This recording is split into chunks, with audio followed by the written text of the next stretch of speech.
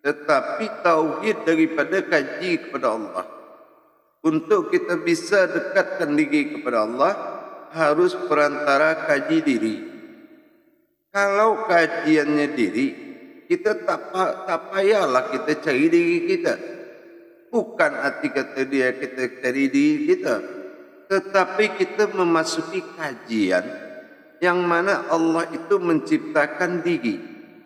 Diri yang diciptakan pada Allah adalah diri ingin dia pada Tuhan, ingin aku menjadi Tuhan. Maka ciptakanlah umat. Mulai daripada awal Allah ciptakan umat, itu adalah diri yang dia jadikan. Diri daripada mana? Diri daripada diri sendiri.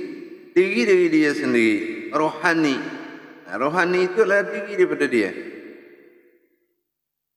Jadi kalau kita memahami kaji tauhid itu, mencari diri dalam diri, itu tujuannya adalah satu, mencari diri dalam diri. Bukan kita kaji diri terus kita menetapkan mana diri kita. Nah, ini pemahaman tak boleh seperti itu. Kita tak memahamkan mencari diri kita sendiri. Cuma kita mengkaji sebuah kodrat bernama diri. Kalau kodrat bernama diri, itu tajalli Allah, tempat dasar Allah itu halal untuk dikaji, untuk kita bisa dekat. Kita dalam makna di sini adalah sifat daripada kodrat dia sendiri. Bukan kita dalam bentuk umat. Kalau keumatan itu kita mengagungkan keesaan dia. Tapi kalau kita kaji diri, kita berpedoman kepada 3 perkara.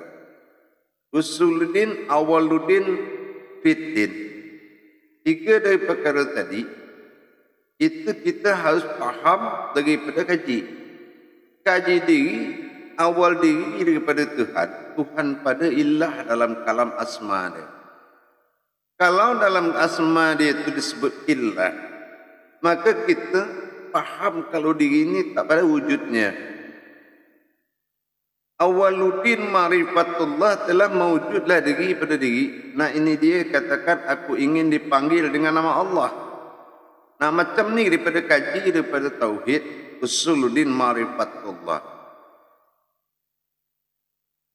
Nah, setelah itu kita dapat daripada diri mana mewujudullah yang ingin dipanggil daripada nama Muhammad. Nah, setelah kita tahu kodrat-kodrat itu berjalan, kita jangan sekali-kali kita tampakkan diri kita, kita mengakui kita ada daripada diri tersebut. Jadi daripada hal itu, kita kaji dia tu kaji kodrat daripada diri. Kalau kaji kodrat daripada diri, mencari diri pada diri, kalau ketemu, bukanlah diri. Kalau jumpa, bukanlah diri, tetapi sesuatu yang berdiri.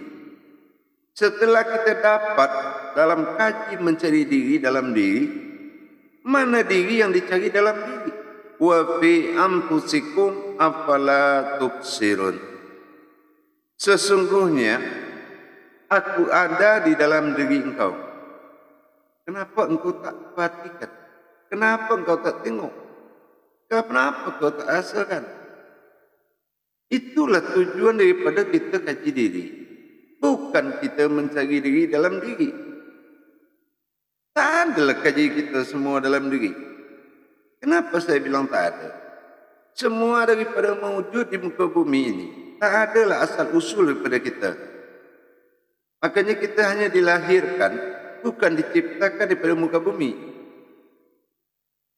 Hak daripada Allah adalah satu mewujud daripada kita, yang terbuat daripada lapisan-lapisan nur, zat dan batin pada diri kita. Jadi kita tak bolehlah, tak payah kita kalap, kita cakap kalau kita kaji diri kita. Tapi kita kaji diri itu kerana nafsahu wa rabbahu. Artinya kita mengkaji kepada diri dia untuk mendapatkan kekuasaan dia. Kerana kalau kita sudah kaji daripada diri, kita akan jumpa dengan kekuasaan dia. Kalau dia sudah berkuasa daripada diri, kita tak punya lah pada diri lagi. Nah, inilah kita pelihara diri ini sebagai amanah daripada Allah. Kita pelihara dengan apa? Kita pelihara dengan keinsanan. Kita pelihara dengan keinsanan, kita cintai dengan keinsanan. Sifat keinsanan Allah pada diri kita adalah sifat hayat pada dunia. Sifat hayat daripada dunia, maka kita diwajibkan untuk mencintai daripada hak amanah daripada Allah, titipan wujud kodrat daripada diri. Para jemaah, para hadirin, para puan-puan yang kita muliakan, rahimakumullah. Kita dalam hidup ni, ada hidup dalam hidup. Ada diri dalam diri. Tapi yang diperintahkan kepada Allah, mana diri daripada diri yang sebenar pada diri. Kalau Allah mewujudkan daripada sifat dia, kalau mewujud daripada batiniah dia, itu daripada nur bersifat Adam daripada jasad. Batiniah kedua daripada zat rohani daripada kita.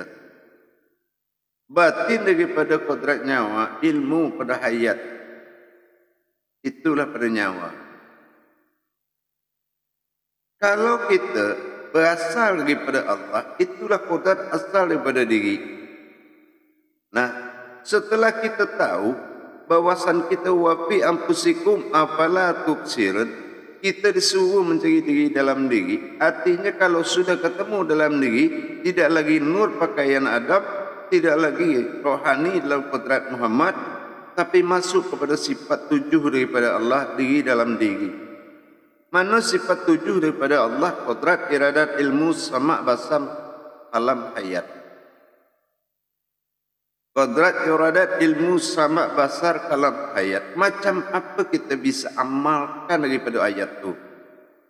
Macam apa kita bisa amalkan daripada benda itu? Kita amalkan daripada wujud dari benda itu adalah makrifat daripada hakikat daripada kodrat tersebut. Itu yang kita sampaikan, kodrat yang tujuh daripada makni bernama manawiyah tadi, itu adalah kodrat daripada sifat. Tetapi kodrat daripada sifat tak adalah sifat kalau tak ada pada diri. Bagaimana macam mana kalau kita ada sifat tapi diri tak ada? Nah inilah. Maka la mawjudun illallah itu adalah yang kedua daripada sifat. Kalau dia sama, itu sifat dia kodrat adalah sami'un. Kalau dia besar, kodrat daripada sifat itu adalah basirun. Kalau dia kalam, bersifat daripada kodrat itu adalah mutakalimun.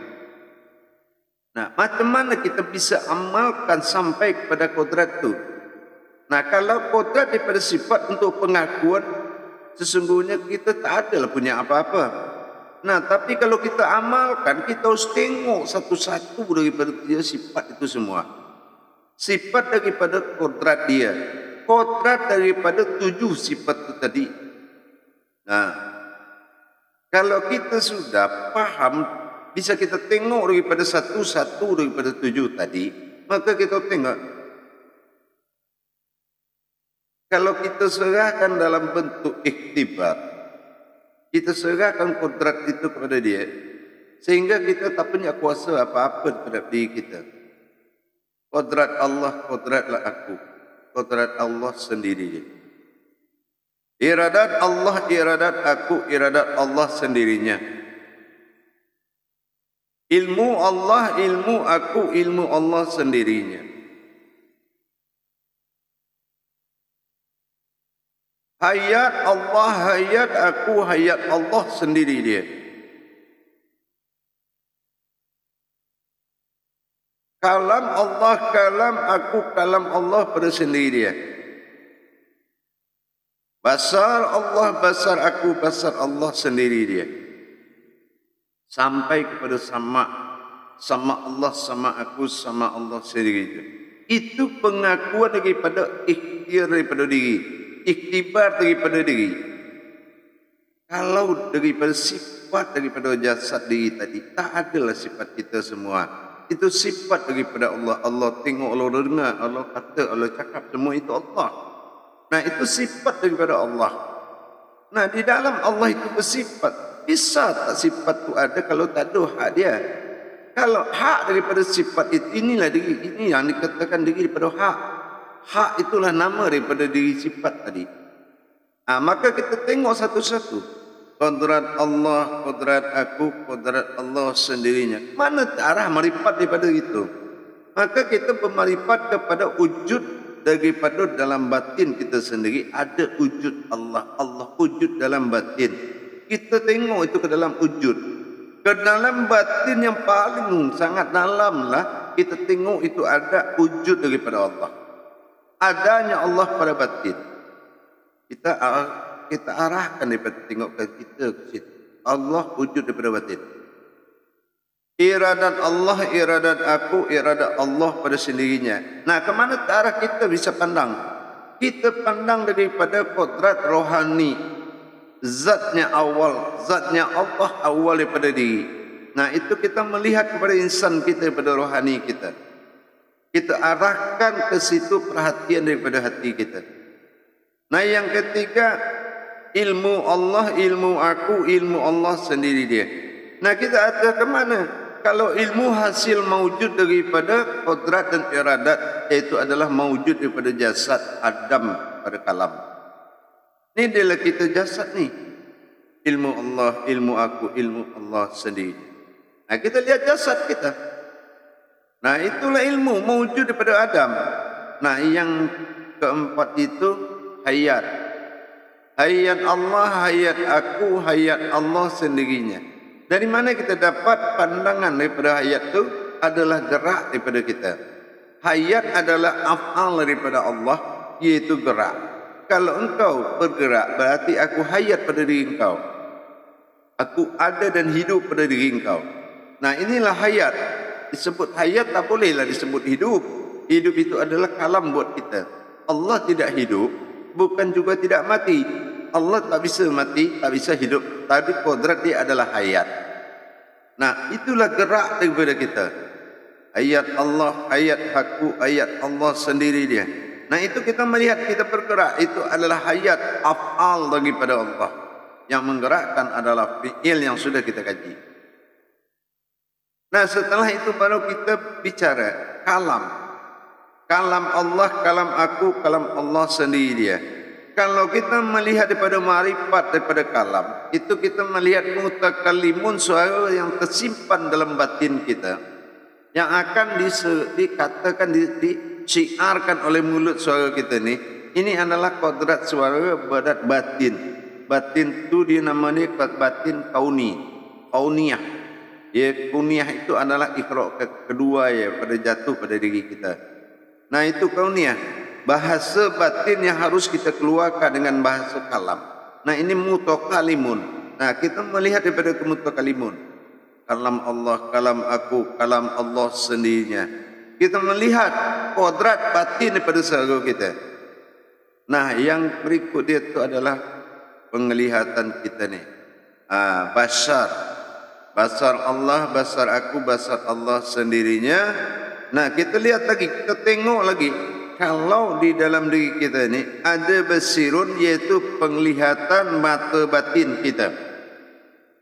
Jadi hajat daripada kita tengok ke situ, makrifat yang kita kalamkan adalah mata pada batin kita. Mata batin. Nah, itulah dikatakan basar Allah, basar aku, basar Allah pada sendiri dia. Itu kita tengok pada mata batin. Nah, terakhir itu adalah sama, sami'un. Nah, sama Allah, sama aku, sama Allah pada sendiri dia. Nah, kalau sama itu kita melihat daripada rasa. Nah, kita ditujukan kepada rasa daripada diri kita. Barulah kita ucapkan di situ fana'um fillah wal baqa'um fillah. Aku tetapkan kefanaan dirimu ya Allah, dan aku kekalkan diriku semata. Nah, inilah yang dikatakan kekuasaan Allah itu sudah diambil kepada diri kita. Nah, setelah itu baru kita amalkan lagi diri pada hak. Diri daripada hak sifat daripada tadi itu, baru kita amalkan lagi. Duduk kita pada sendiri, kita beriktibar kepada Allah. Lenyap jiwa kepada nyawa, nyawa lenyap ke dalam batin. Kalau berkata la maujudun illallah, la sami'un illallah, la basirun illallah, la mutakallimun illallah, la hayyun illallah, ya, la ilmun illallah, la waridun illallah, la qadirun illallah. Kita la maujudun illallah, ini kita lari pada sifat diri daripada sifat tadi. Kalau tadi sifat daripada diri kita, kalau hakul hak, nah itu dia diri yang kedua tadi setelah la maujudun illallah. Jadi berkodrat tadi sifat tadi. Kalau tadi kita katakan kodrat Allah, kodrat aku, kodrat Allah sendirinya, itu ikrar daripada diri kita. Tetapi kalau kita mendirikan diri di dalam diri, itulah hak. Al-haqqullah wal-haqqa la nabatila. Diri yang tidak disentuh oleh kebatilan, termasuk tidak disentuh oleh nur, tidak disentuh daripada zat. Nah, itulah diri al-haqqullah. Nah, diri yang hak. Wal-haqqu minallah, dan engkau adalah aku yang benar memiliki daripada engkau. Nah, itu. Jadi kalau kita sudah faham tu, maka dalam kita melatih daripada diri tadi, la ilah. Nah, kita lihat la lam alif tiada, tapi yang tiada itu adalah alam daripada Allah. Nah, la ilaha illallah. Kalau kita sudah katakan macam tu, daripada dari batin, dia mewujud daripada dari sifat aftar, nyatalah dia semata pada diri kita. Nah, itulah yang dikatakan pada diri. Jangan kita menganggap diri kita yang punya. Jangan kita pula anggap diri kita yang mewujud ni. Jadi kita harus seronok, kita amalkan itu. Betul-betul kita seronok di jalan itu. Tak boleh kita ragu, tak boleh kita bimbang lah. Tapi kita benar-benar seronok kita di situ. Hakul dan tafakur, tazakur ada di dalam sifat-sifat Allah pada diri kita. Itulah tujuan daripada sebuah kaji diri, yaitu mencari diri pada diri. Kalau sudah kita jumpa, itu bukan diri, tetapi adalah sifat Allah penyata semua dia. Jadi bukanlah kita mencari diri dalam diri, tapi kita mencari diri dalam diri ini adalah mencari kodrat daripada Allah semata. Tajalli dia itu diri. Bukan kita punya banyak-banyak daripada diri, tapi kita bertajalli daripada diri itu sendiri. Macam tu kalau kita menyerahkan diri kepada Allah. Bukan kita pasrah. Menyerah itu bukan pasrah, tetapi menyerahlah kita kepada Allah dengan ilmu dia. Kalau selalu kita dalam kodrat Allah, berarti kita hayat. Hidup kita adalah hidupnya Allah. Dan Allah itu adalah makom daripada sifat dan zat dan batin dia sendiri. Inilah makom daripada ketuhanan illah pada diri kita, yaitu asma Allah, zatullah. Itulah daripada alif dan lam ha tadi. Jadi kita mencari diri, bukan diri kita cari, tapi kita mengkaji diri untuk mendapatkan apa yang ada di dalam diri kita. Wa bi anfusikum afala tubsirun. Nah, kalau kita sudah ketemu, kita jumpa daripada diri dalam diri, kita amalkan dengan seronok itu. Betul-betul kita amalkan dengan seronok. Nah, jadi kita amalkan. Nah, kita tahulah hal daripada diri pada apa benda yang harus diamalkan tadi. Nah, ada sifat daripada diri kita serahkan, dan hak daripada diri kita wujudkan satu batang diri yang tidak wujud daripada nur, tidak berwujud daripada zat, tapi diri semata yang batin halus bagi kita. Batin yang sangat halus. Kalau dia sangat halus, ada daripada sangat kasar. Inilah zahir di batin daripada Allah, mewujud daripada Allah. Jadi itulah para hadirin, para puan-puan semua, kalau kita sebelum kita serahkan kepada diri Allah, belumlah Allah katakan bersifat daripada diri kita. Kalau Allah belum bersifat daripada diri, belum menjadi Tuhan daripada diri kita. Kalau dia sudah bersifat daripada kita, af'al gerakan daripada jasad, fi'il gerakan daripada rohani, diri halus daripada tadi, maka jadilah itu zahir dan batinnya Allah. Makanya zahir ini dijadikan daripada Allah untuk wazahiru 'alal batinu zahir itu supaya pun nampak daripada batin.